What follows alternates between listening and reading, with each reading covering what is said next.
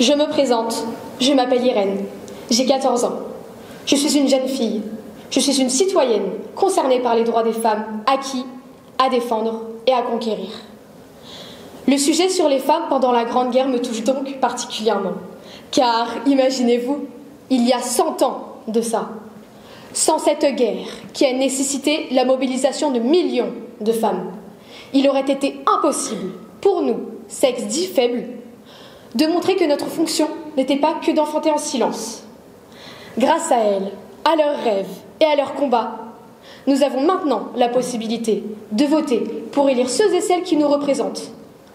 Nous pouvons aussi nous dire que dans 4 ans, sans elles, je n'aurais pu passer mon permis de conduire et ainsi acquérir cette forme d'indépendance.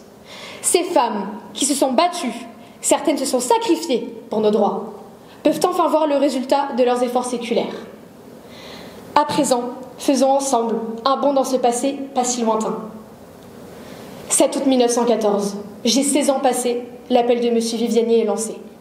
En tant que femme, je travaille dans les champs, sans relâche à aider ma mère. Je m'emploie désormais pour ceux qui servent notre pays. Monsieur Viviani, comment voulez-vous remercier nos sacrifices? Seulement par de belles paroles, par la gloire, comme si notre effort quotidien n'était pas déjà notre titre de gloire.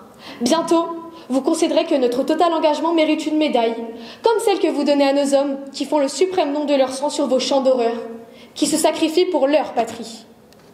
Sans vos paysannes, sans vos munitionnettes, sans vos anges blancs soignant les blessés, en bref, sans nous, les gardiennes de l'arrière, l'effort de guerre serait impossible. Sans nos mains, pas d'obus, sans nos bras, pas de moisson, sans notre cœur et sans nos mots, pas de remède pour ceux qui souffrent. Mais une médaille, vous le savez, n'est qu'un hochet pour amuser les enfants. Et c'est bien ce que nous sommes à lire la loi. Nous voulons plus, car cette guerre qui s'ouvre et rougit déjà nos sillons va durer, et c'est bien de nos efforts, dans les usines, les bureaux et les campagnes, que surgira la victoire.